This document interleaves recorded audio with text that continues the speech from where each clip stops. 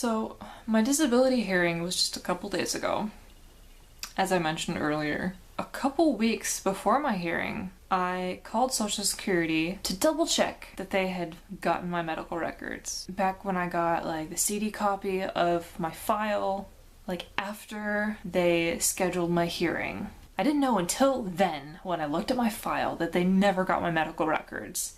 Any of them, from any of my doctors, any of my clinics, nothing. So I sent a letter back asking them to get my correct medical records, because the thing was that they requested records from a hospital next door to the clinic I actually go to, and I'm like, I've never even been there. Why? That's not one of the clinics I wrote down. And then like a week later or something, I got an official medical release form or whatever that I filled out and I sent back. And then I didn't hear anything after that, so I assumed everything was going fine, that they got it fine, so I gave them plenty of time to collect my medical records. And then, so a couple weeks before my hearing, I call them just to double check that they got everything, and there's still nothing in my file. They haven't gotten any of my medical records. And I'm like, my hearing is in 2 weeks. So I spent the last couple weeks before my hearing rushing to collect all my medical records in person, sending out the request forms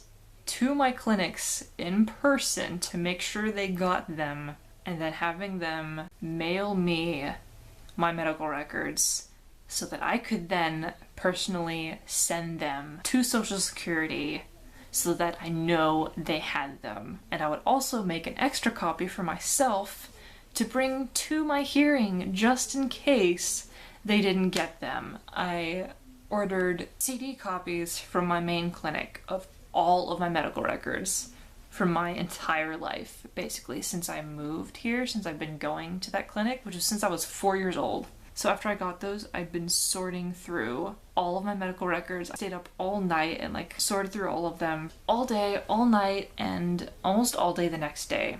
And then as soon as I was done sorting through them, printing out the important stuff, highlighting the really important stuff, so just to like make the judge's job as easy as possible, because I was sending these in so late, I immediately went to the Social Security office, because you have to go there in person. This was all so last minute. They just scan them into the computer and then it scans directly into my file, so that was a bit better. It's already in the computer there for my judge to look at. And then on the way home from the Social Security office, I was in my first ever car accident.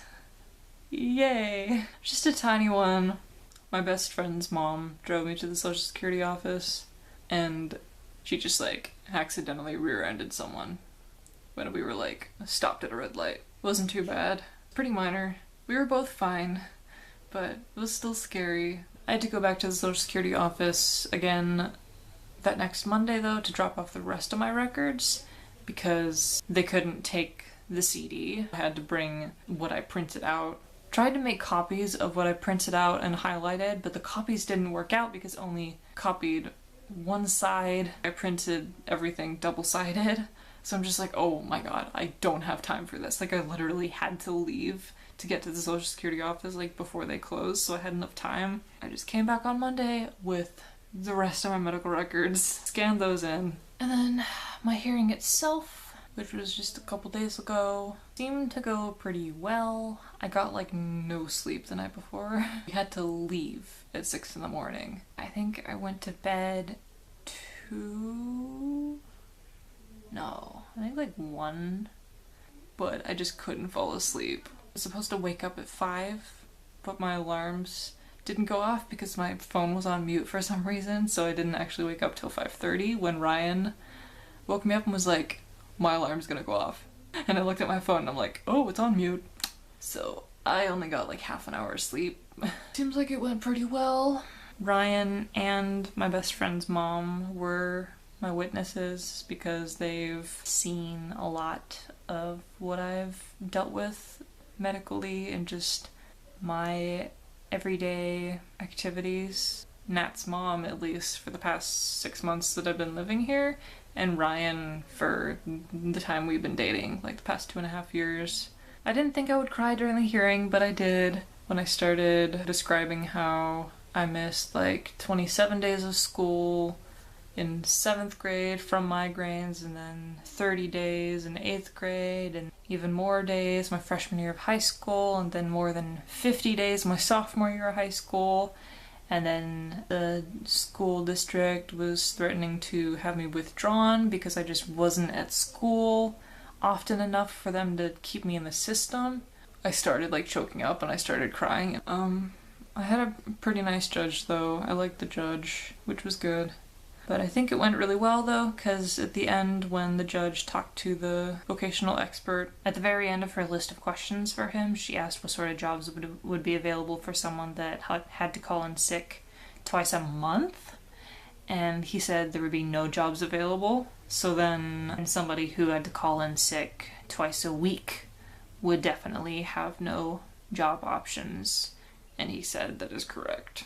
So it sounds like with even just my chronic migraines, with the frequency of which I would have to call in sick from work, that would mean I wouldn't be able to have a job. And the whole time I've been in the application process, that was my thought process, was like even just my migraines and just how often I would have to call in sick, nobody would hire me. I would not be able to hold a job. Back when I was in school, I was only able to show up like once or twice a week towards the end. That was a good feeling there right at the end of the hearing. I wish I would only have to call in sick twice a month. I tend to forget how bad it really is because I'm so used to it. It's just my life. So it sounds like I'm gonna be accepted. I don't see how I wouldn't be. The last time I was in school, I missed over 50 days of school that year from migraines. So I have no idea how I would be denied.